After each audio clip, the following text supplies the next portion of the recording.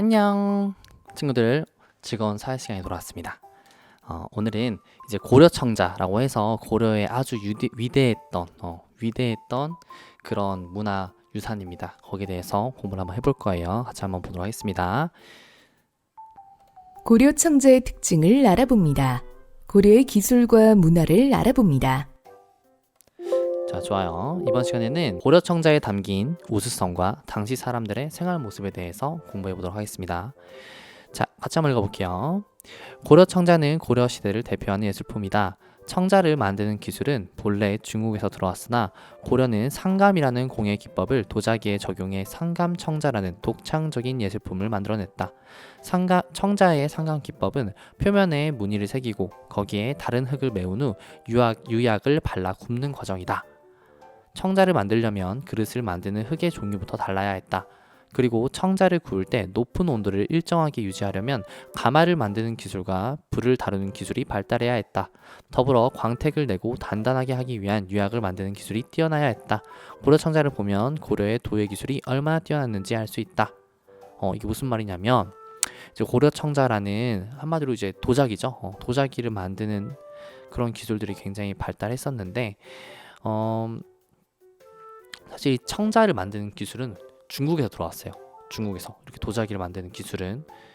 근데 여기다가 무늬를 새기는 상강기법이라고 하는 거는 이제 고려가 독자적으로 개발을 시킨 거예요. 그래가지고 이 상강기법이 뭐냐면 이제 도자기가 있으면 표면에 무늬를 새긴 다음에 거기다가 다른 거를 채워 넣어. 흙 같은 거를 채워 넣은 후에 유약을 발라서 한 번 더 굽는 거예요. 그러면은 이렇게 고려 청자처럼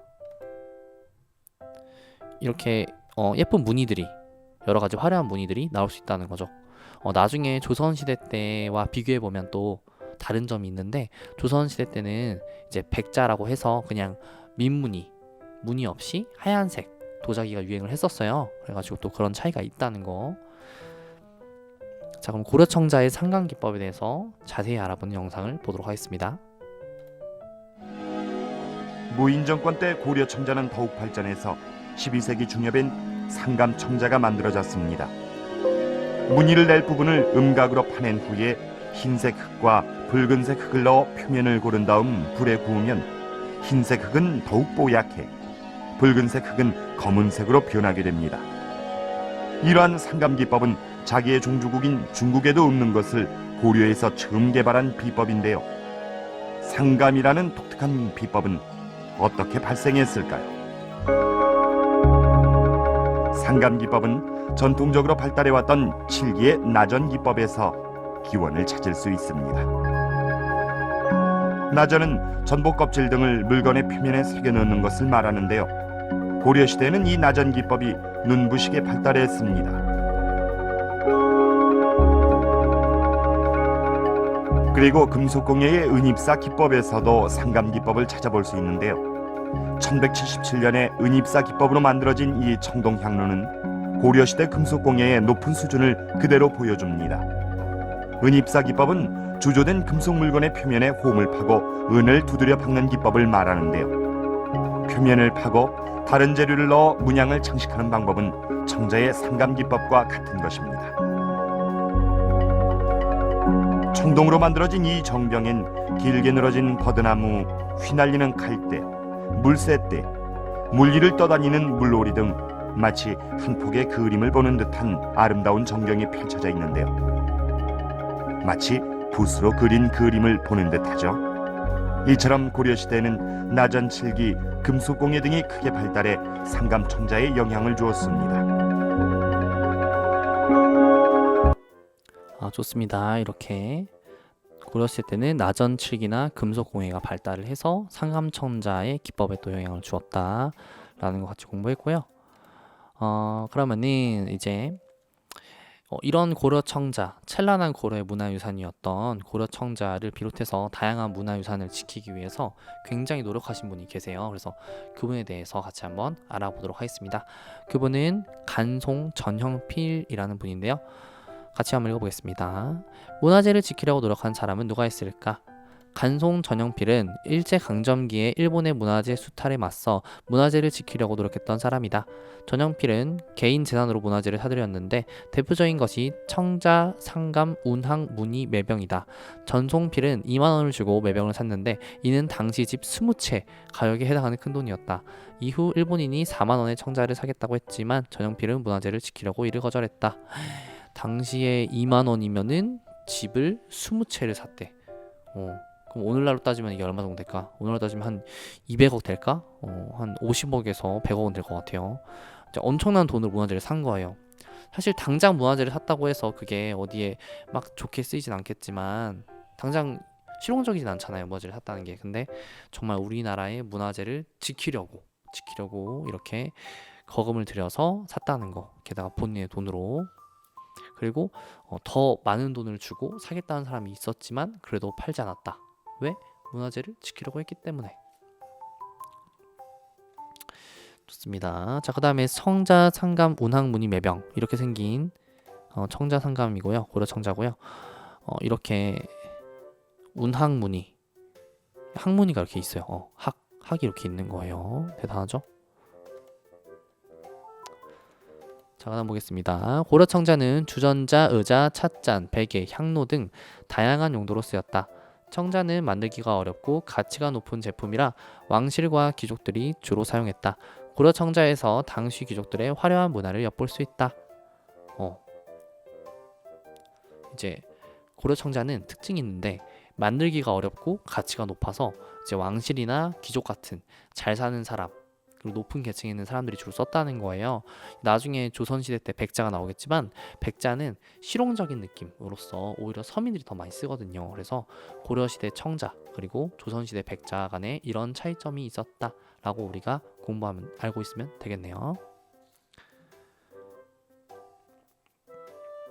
자, 다양한 고려 청자의 모습을 살펴보도록 하겠습니다. 저는 무엇일까요? 저는 10세기 이전에 만들어졌고 1300도 뜨거운 열기에서 탄생하며 남들이 부러워하는 은은한 푸른색을 입고 있습니다. 만드는 방법에 따라 종류도 다양하죠. 네, 천년의 비색을 자랑하는 저의 이름은 고려청자입니다. 흙을 다지고 모양을 만들어 문양을 넣고 가마 속에서 한번 구운 뒤 유약을 바르고 건조시켜 다시 가마 속에 넣고 구워 단단하게 만든 고려청자. 청자는 중국 송나라에서 비롯되었지만 고려인들의 집념과 열정 속에 새로운 모습으로 탄생했습니다. 어떻게 하면 더 아름답게 보일 수 있을까? 어떻게 하면 더욱 뛰어난 청자를 만들 수 있을까? 그렇게 탄생한 고려청자의 특징.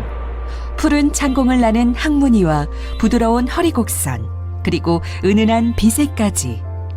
고려인들의 창의력이 세계사에 빛나는 고려청자를 만들었습니다. 그릇색의 푸른 것을 고려인들은 비색이라 부른다. 근래에 들어 그 제작이 더욱 정교해지고 색이 더욱 좋아졌다.